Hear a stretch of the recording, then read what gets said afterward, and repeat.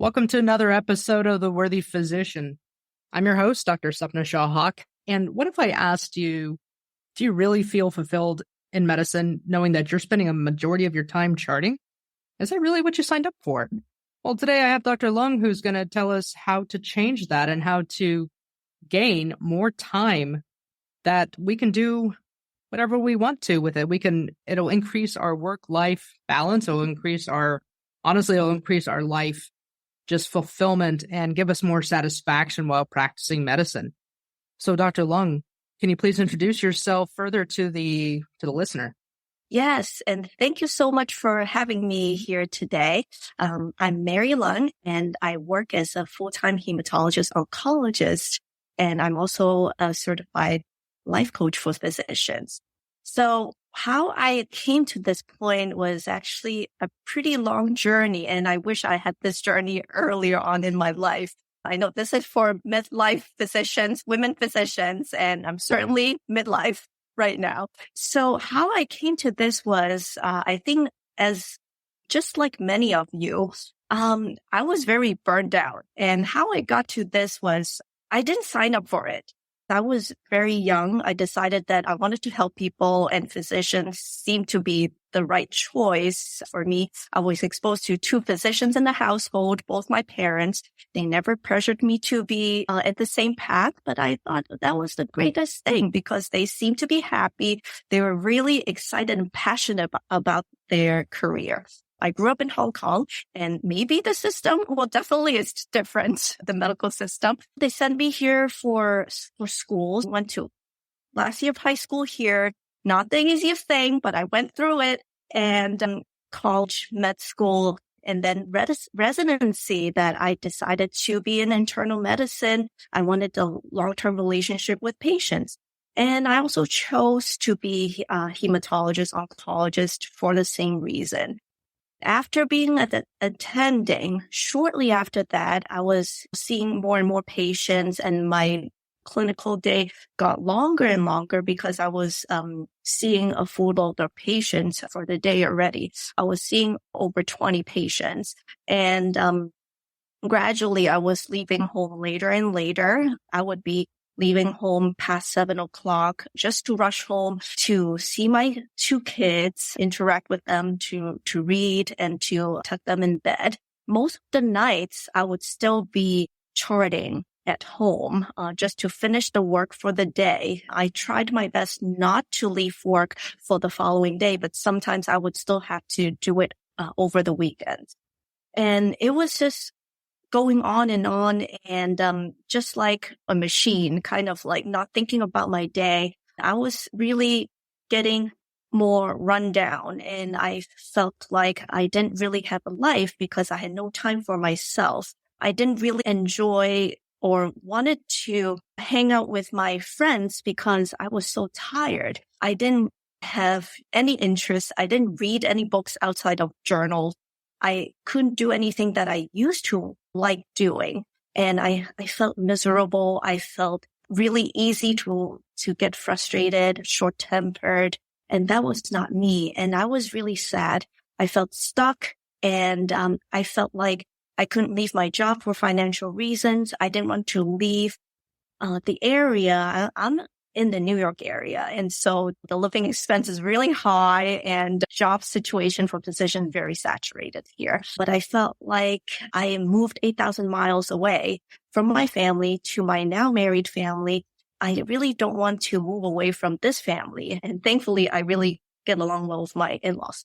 I didn't know what to do. And the pandemic, and that was the first time in a long time that I had a taste of going home on time, or even a little bit earlier than on time. I was like going home like 4:00, and that was unheard of in all my years of being an attending. And I've been an attending at that time for about 10 years. I felt good because I actually had time to think about, what am I going to do now that I don't have to chart? So of course I picked up baking like everybody else. I was really spending more time with my kids because they didn't have to go to school because of the pandemic. And then I thought, what if I could do this while I have a full load of patients and go home on time and really enjoy life outside of medicine. So I didn't know what to do. And at that time, I think it was just really God sense that I was introduced to life coaching for physicians. It was by physicians, and I was exposed to it. And I thought that it made so much sense that how our situations affect our thinking and our feeling and how we act would be according to our emotions. And of course, our results would be different. And I just wanted to learn more about it because it makes so much sense. So I joined this women physicians coaching group. And at the same time, I wanted to be more in depth in learning it. So I joined a life coaching certification program. During this time, I was working with a coach to say, hey, I really wanted to go home on time with everything done, so I could spend time with my family. I felt like that, during this time, while they're still in school, I really want to spend their precious years together before they go away to college. So I was just working on how I was thinking about my day. And I will talk about that in just a second, a little bit long in detail. So within 3 months, I was able to cut down my clinic day from going home past 7 and still have work to do to going home 5 to 5:30. And actually now it's more like 5 o'clock. I still have the same full load of patients. And just to give you an idea, I'm a hematologist oncologist and seeing about 20 to 27 patients a day. So I start seeing patients at 8 o'clock and I'm going home at 5 o'clock. And it sounds like it's a pretty long day, but compared to where I was, I cut down, at least 10 hours a week. And that is, to me, is really amazing journey. And I feel like I gained back my life and had time to think about what to do outside of clinical medicine. And because of that, I thought, well, since so many of my physician friends have the same problem with going home late or just bringing, work home, what if I could just help them do the same thing that I was able to do? Because I'm just an ordinary physician. I'm not anyone special, but somehow, I was able to just really transform my life in a way that I enjoy life and medicine again. So I formed my coaching company. It's actually called Shining with Gratitude MD because I am just so full of gratitude. I'm so thankful to be able to do this. And in midlife, that's okay. I guess that's when change happens, and help other physicians do the same, because if we can all enjoy life and medicine again, people benefit, patients benefit, because they can feel that you're so positive. And who wants a grumpy physician?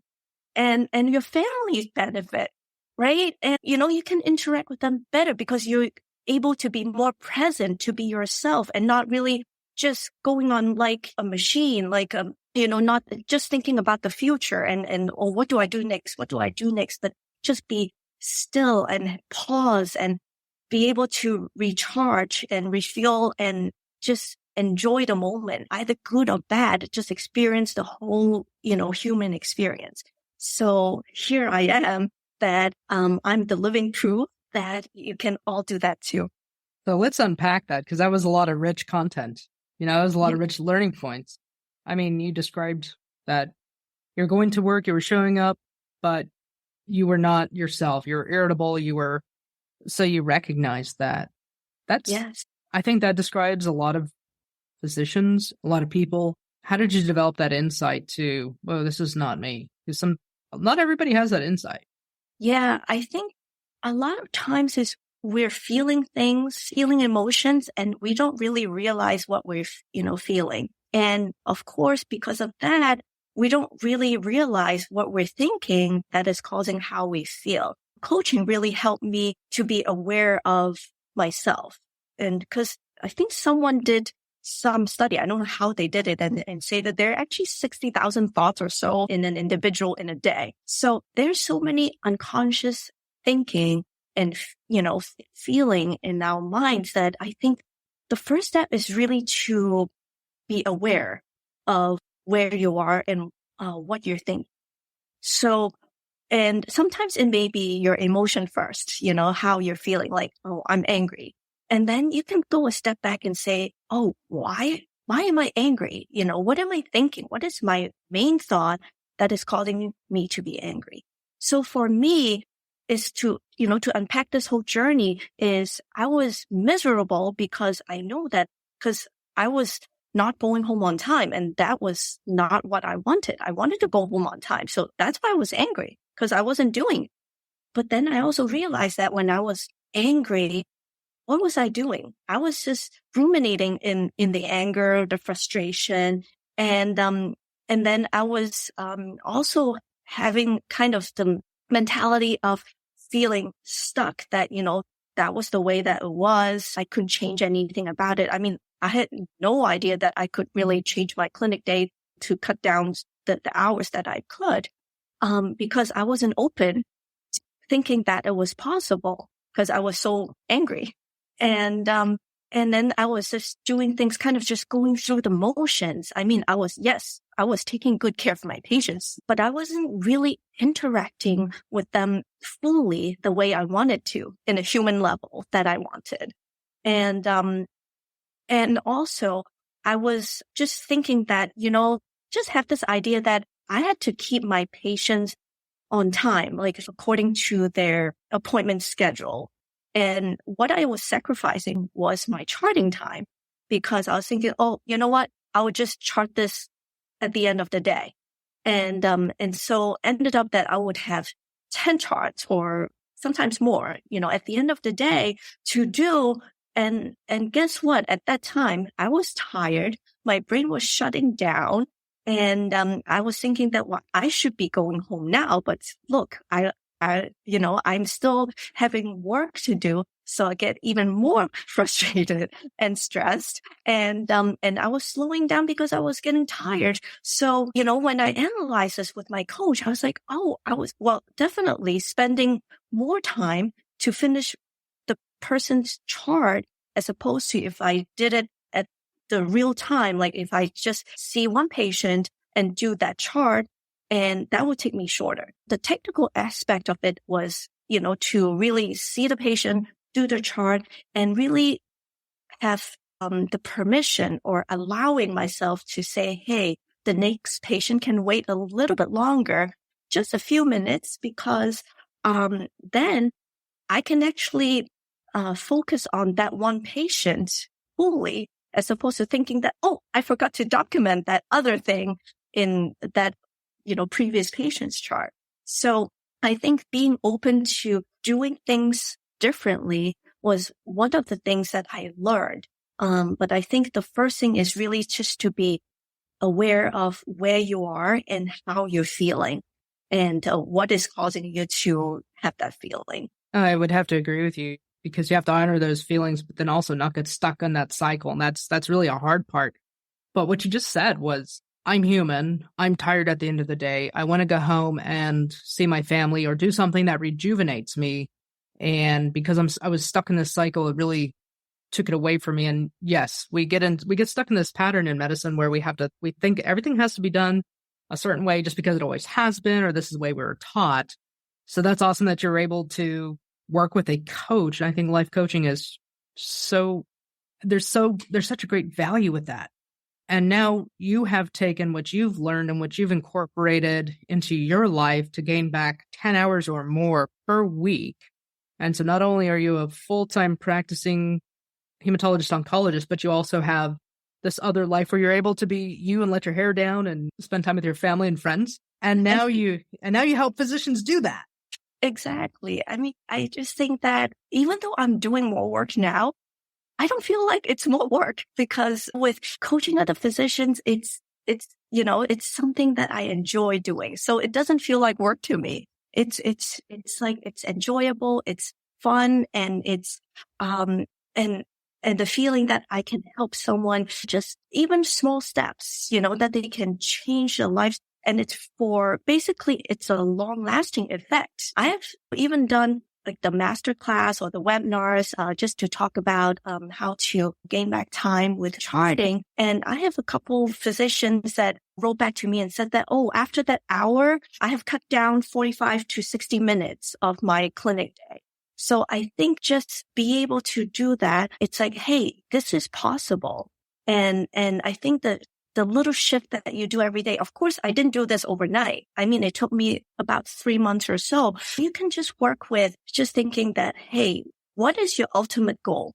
Like, why do you want to finish your clinic day on time? What do you really want to do? Like for me, it's to really spend time with my family and to do other things that outside of clinical medicine. So I think it's important to figure out what, your ultimate goal is and use that as the direction you want to go. And then you take a step back and say, okay, in order to do that, of course, you want to go home on time.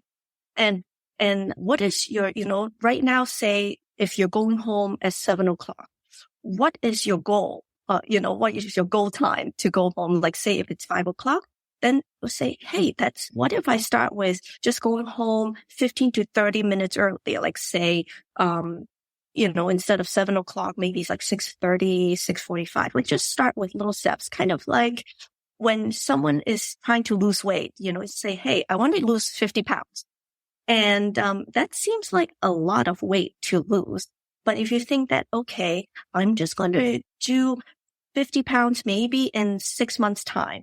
And so that means that each month I will lose about 8-9 pounds. So that translates to maybe like 2 pounds a week, something like that. That seems a lot more doable than if you think about the 50 pounds all at once. And if you just do a little something every day and be consistent with what you're doing, then you're going to get there. So in terms of setting big goal, your little goal, and then also think about during the clinic day, what can you do differently that can cut down your time? So I think the biggest thing is really, your attitude for the day. So the best thing I think, what I choose, and I want to share with everybody is that when I wake up in the morning, I just say to myself that I'm thankful for today. And today is going to be a good day no matter what happens, no matter what surprises come my way. I will accept that surprise, even though it's a bad one, and I'll just deal with it head on. And I think with that attitude, that really changed, how I deal with the day because I'm not really dreading it. Like I expect things to happen. And when you're not dreading things, you kind of like, you're more upbeat and you do things more efficiently, actually. And I believe that, when you have a more positive attitude, you have a more positive fuel to really go on with your day. It's just much more pleasant and you end up to be more efficient. I know people say, okay, I can just be angry and work with the willpower. That may work a little bit of the time, but in the long run, it drains you. It's not a very good feeling. And I have experienced that before coaching. So these days, it's just more positive attitude. And you can choose to be positive by what you're thinking. Like, just like you can say, hey, today there's the blue sky and a bright sun and today is a nice day. I mean, someone else can say that, oh, this is miserable because I want rain for my flowers. But so you can choose how you conduct your day and control what you can control. And I think what you cannot control, that's okay because you can always think of something to do about it. You just described the serenity prayer. No, I'm serious. There's a reason why it's used in AA. And I mean, it's because we don't have control over what's going to come at us. We don't have control over other individuals, emotions or what they say or do. But we do have control over how we see life, how we react to things in our paths. Mm-hmm. It's a lot more energy efficient to be positive, but a lot of times it's a mindset that has to be developed. Going back to everything you were saying, medicine is hard. Sometimes it's like a trash dumpster on fire going downhill with the winds blowing at 60 miles an hour. I mean, it's a dumpster fire. But then you can also see the beauty in that, because it's chaos, it's organized chaos, but we also get to help so many people in our profession. And I don't think of anything else where we can do that.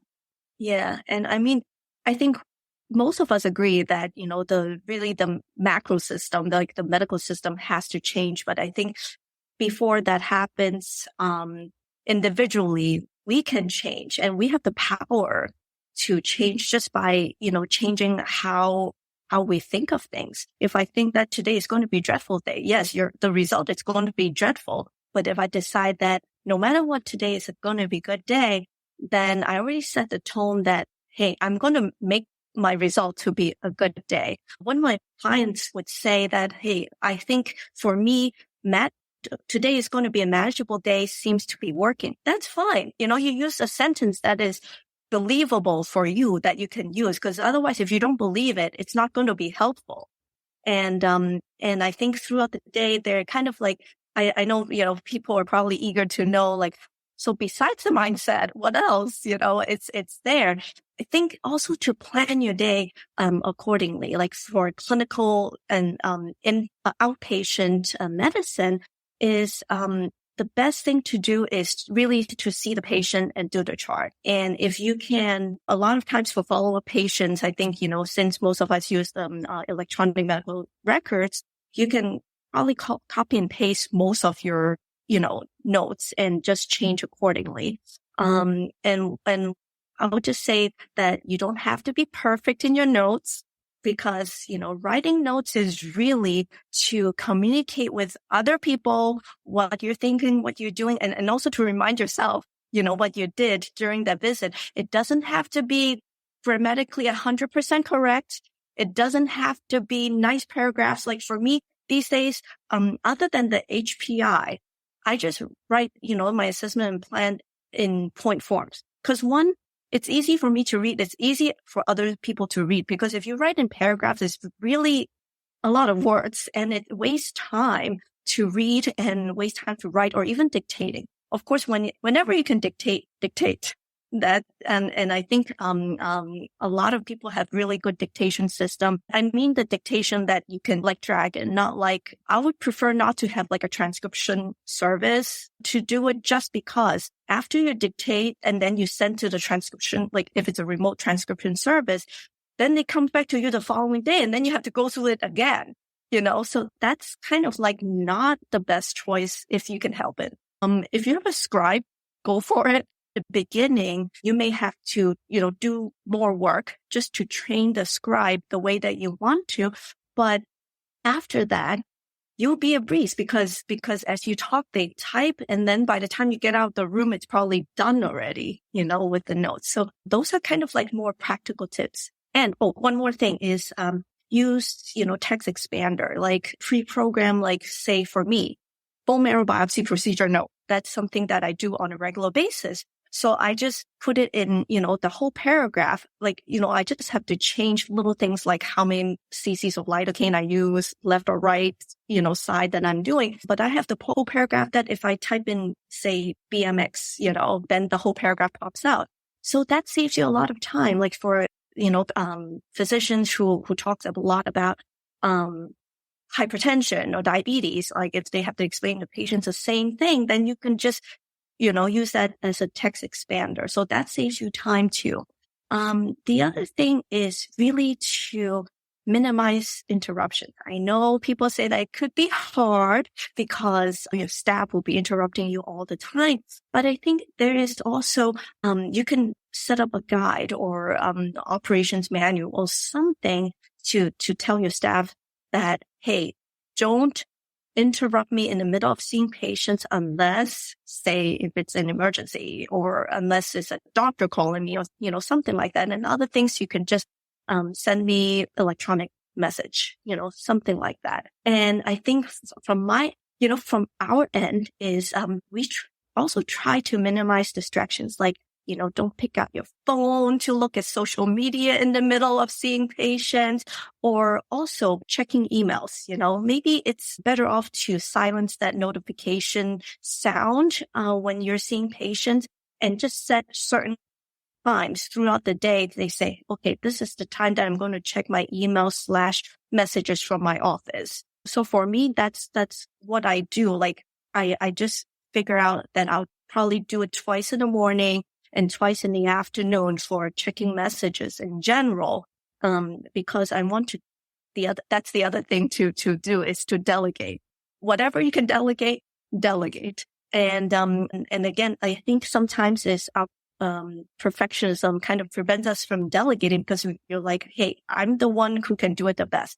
It's okay not to do it the best. As long as you use your best effort to do it. Train your staff well. They will do it as well as you do. Things like, if you're just telling the patients that, hey, you need to take more iron pills. I don't need to do that myself. So I do it to check the messages throughout the day because I want to give out the message before they leave or to go home. I think those are kind of like some really tips that all add together. It really, a few seconds here, a few seconds there, it adds up. No, thank you for those tips and pointers because you're right. You're right. We're not taught how to do all that in medical school or residency. And so when we come out into the real world of medicine where we're being bombarded, it's overwhelming. How do we navigate that? So not only is this for somebody mid-career, but also even, starting out, these are pearls of wisdom that I would start implementing now and just pick one and roll with it, then stack them up. I mean, I find that like you, I like being at home and coming home and goofing off with my kids. Now, we have other areas of life than just medicine. So it's important to capture and spend time in all those buckets. Yes. And how could people reach you? Because you're just a wealth of knowledge. If they wanted to reach out to learn more, where could they reach you? You can visit my website at www.shiningwithgratitudemd.com. And I do publish a blog post twice a week, Mondays and Thursdays. Today, I would say the published date of June 5th, 2023, I talked about what is the cause of perfectionism. And I think a lot of us have that issue. And it's okay to let go. I think the other thing before I talk about my email is that, very important to have self-care. Self-care is not selfish, and we have to take care of ourselves first before we can take great care of other people, our family, our patients. So I think, just to remember to do that, it's very important because before I didn't have time to take care of myself, and that's not good. Exercise, sleep well, spend time with family, friends, and you can just do something simple. And even just read something that you enjoy reading, things that you enjoy doing, just make time for it every day. It can just be 5 minutes even. My email is shiningwithgratitudemd@gmail.com. And you can also find me on LinkedIn, Mary Leung, MD, and I'm on Facebook, Mary Leung. Thank you for that. And that will be in the show notes. And yes to all the above. I would encourage the listener to go over to the website and to look at the blogs and get in touch because how many times have we said, I wish medicine were not so overwhelming and taking up all my time. Well, this is a way to get back that time and to start instituting that self-care that you just talked about because now you just gave us a lot of tips on how to regain that time. So thank you so much for your time, and I really appreciate the work that you're doing. Yeah, thank you so much for having me. If you have enjoyed this episode, click subscribe, share it with a friend, because we could all use a little bit of normalizing the topic of burnout, knowing that we're not alone.